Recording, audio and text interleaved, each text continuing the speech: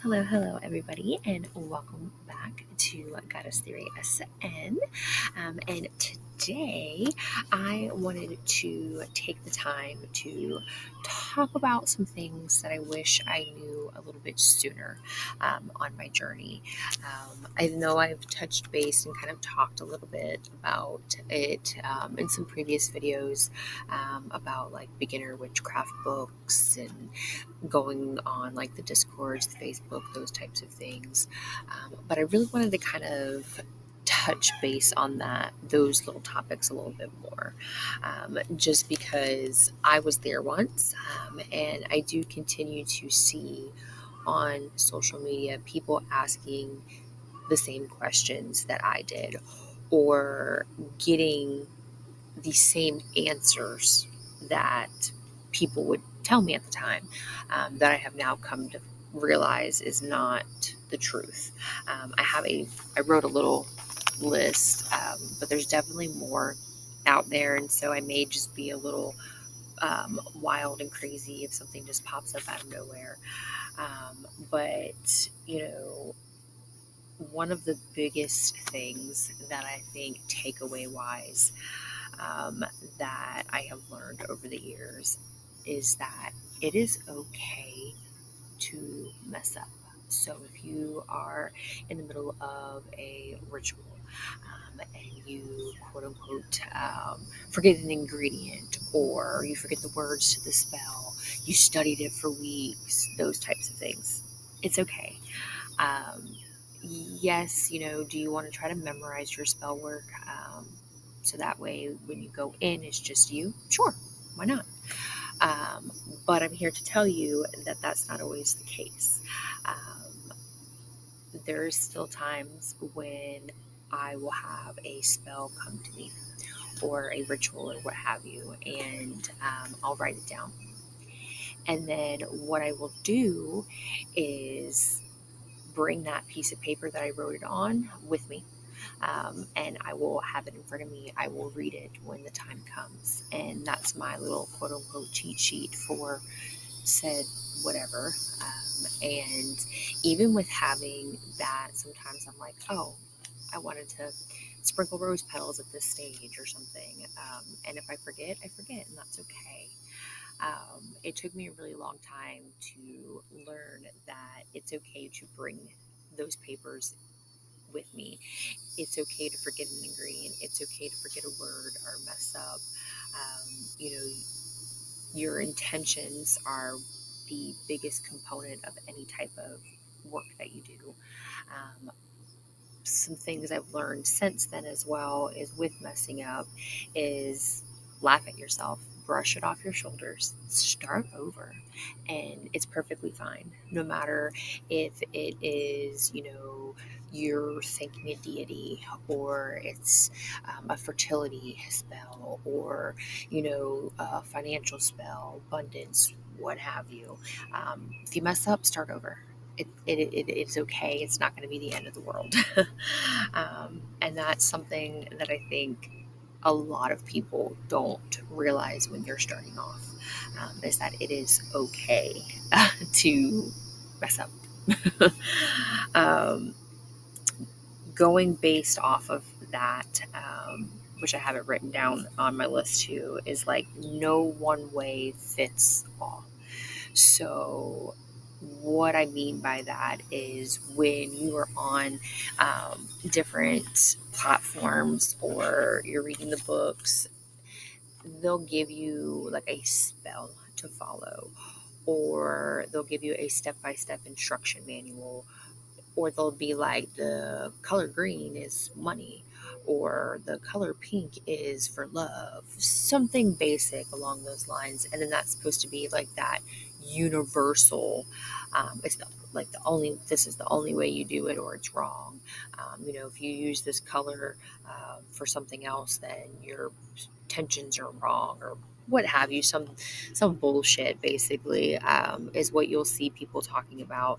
um, you know, and that kind of goes along the line of, with that okay to mess up, because again, when you're first starting out and you're trying to find what goes, you kind of follow the trends, because let's face it, social media is a big part of everybody's life. I personally have never jumped on the TikTok train, but there is the witch talk, is what people were calling it, where people were going on. They're like, hey, here's this spell, here's this oil, here's this, hey, let's cancel the moon. It's weird things.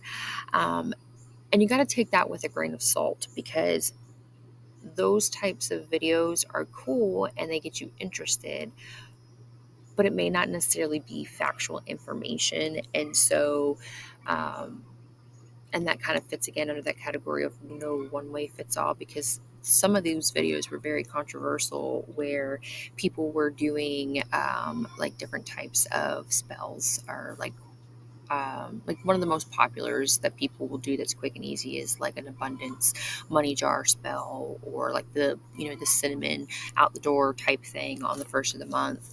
And videos like that started popping up where people were doing different things, and it was creating a lot of controversy, a lot of issues, where people amongst the community were like, oh, this is one way fits all. And then you had your older generation of people that are like, maybe not. And then you had like your younger people that were like trying to do something different. So I guess there's that generational shift with all of this stuff, I guess, is kind of a way you can look at that.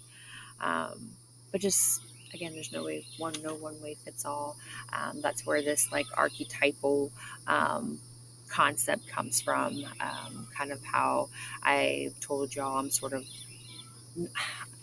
I don't like putting a label, but like the type of work, I guess, that I do is that wild water mystic. Because that element of water, the mermaids, the fairies, the butterflies, those types of things, that untamed, like, to be me, be powerful, and then learn, practice, do. So that wild water mystic, and that's my style of my belief system.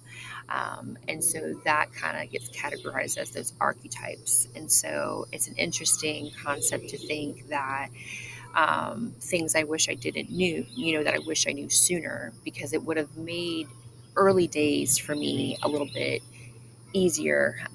Because sometimes when you're first starting out, you're feeling very discouraged. Um, let's say the spell calls for a full moon ritual, right? And let's say, for instance, this past full moon here, it was storming and raining, and not safe enough conditions to like do an outside ritual if you wanted to. Um, and so some people will make you believe that if you can't go out underneath the full moon directly on the night of the full moon, then whatever spell work you're going to do is not going to be effective.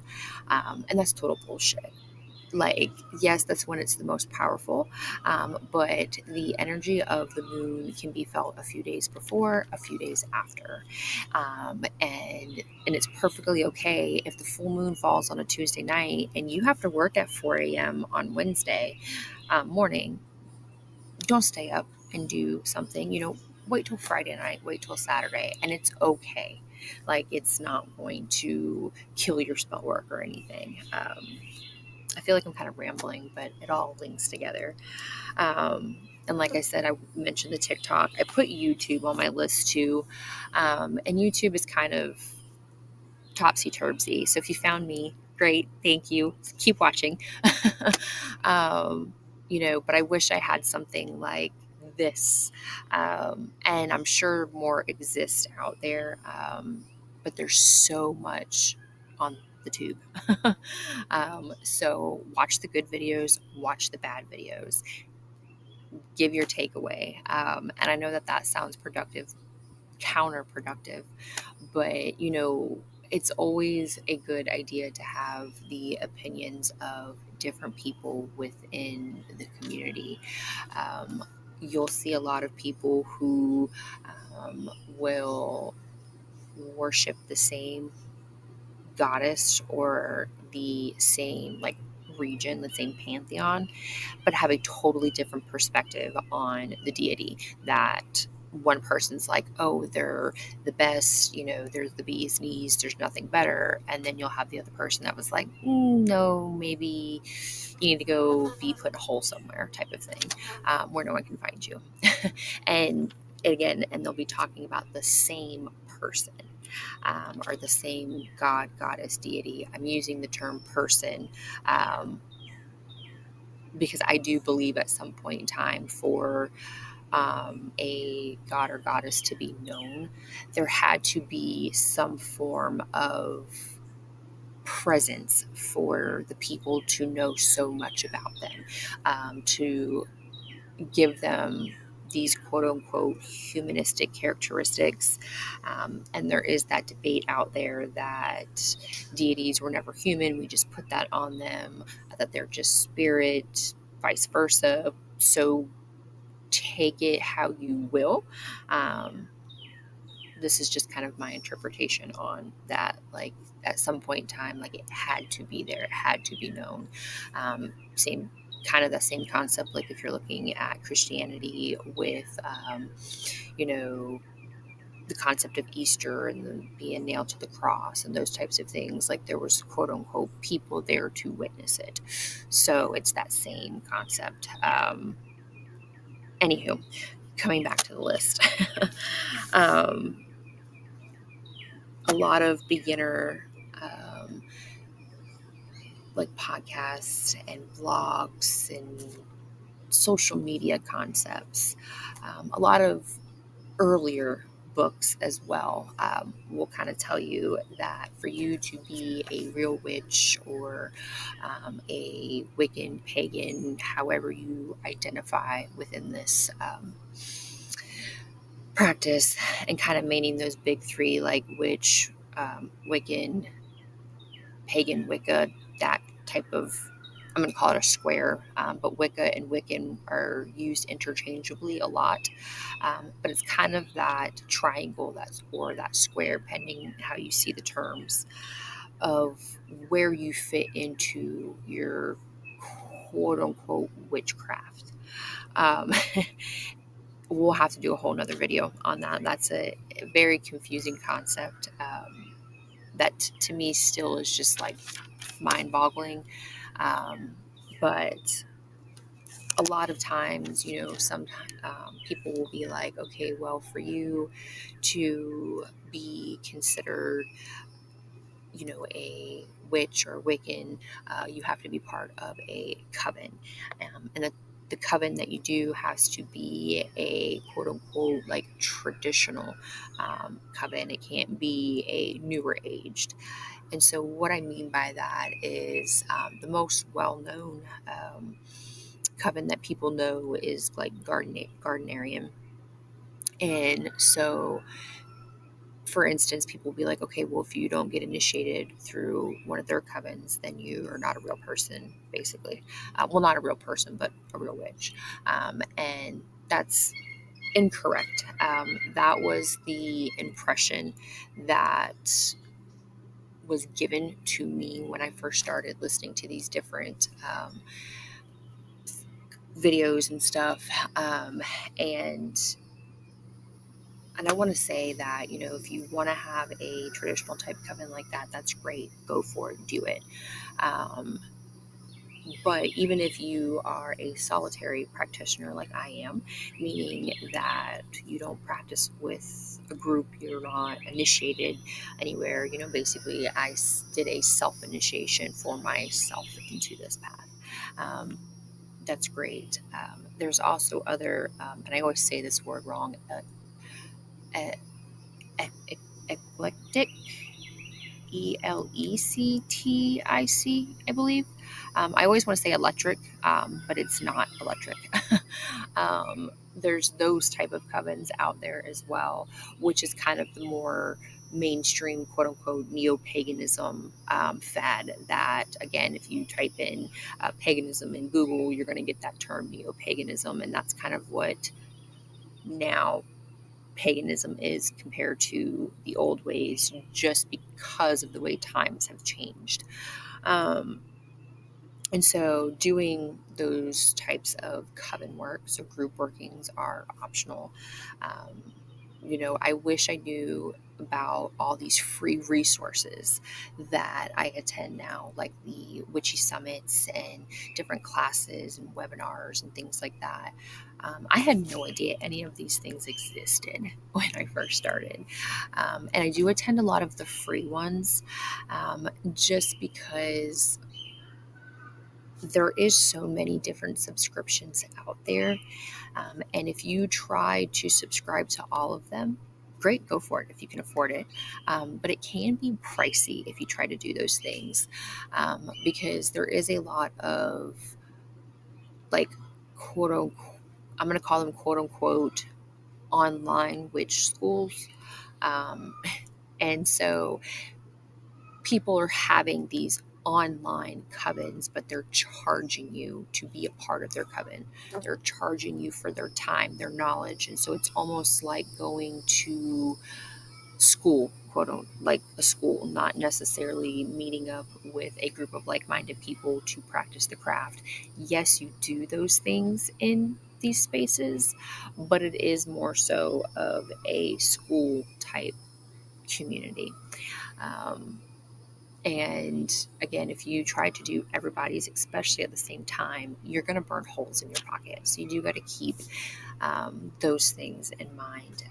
But I love that these resources exist because, again, I didn't know, and they do bring a lot of good information. You get to see how different people practice the same concepts, or how the different goddess worship aspect of different things, and it's mind-boggling that I felt so alone in believing certain things, and then I found spaces like this that open up that door frame of people who actually are within this practice but also think the same way, because it's like with any religion. And I say that in quotations because depending your viewpoint, um, depends on if religion, like that religion aspect, is brought into your spiritual practice or not. And again, that's how that Wiccan Wicca term interchanges. That's kind of where that comes from. But it's that same concept of everybody kind of has their own belief system of how something happened, and then you can bring it together. And being in this journey of life, of freeness, of Wicca, witchcraft, paganism, spirituality, whatever you want to call it, for yourself, it opens up that door of, okay, hey, people within this all believe different things, and it's okay, it's fine. And I feel like that's kind of something that makes this path so nice for me too, is because I feel like there's no judgment. People may be like, oh, you do it this way? Well, interesting. I do it this way. Why do you do yours that way? And you compare, and there's no real like judgment, I guess. I mean, you do have those who still have that old school mindset of it's this way or the highway, and that's okay. That's what y'all believe, and if that's what newcomers want to believe, I support you fully. you know so, but I just wish I knew that, like, I personally could have branched off from that sooner, and I feel like I would have came a farther way, or longer way. I would have come farther in my practice. I don't know why I couldn't figure out how I wanted to say that. um, oh gosh, and that just led me right into the next thing, is like just how powerful being on this path makes you feel when you open your mind to the possibilities and you find what you're passionate about, and you're doing it, you're practicing it, you're reading all the books, you're doing the spells, you're taking the time.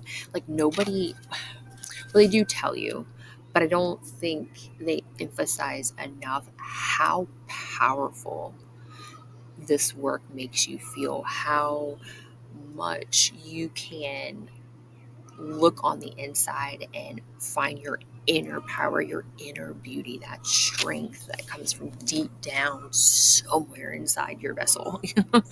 And you're able to release that. And once you get in touch, you tap into that power, you can see all those different aspects of, hey, maybe I need to look at this point and switch it this way, to give that new outlook to relieve X, Y, and Z stress, what have you, because this path allows you to explore you, with no restrictions. So, um, I don't think people emphasize enough how powerful you feel.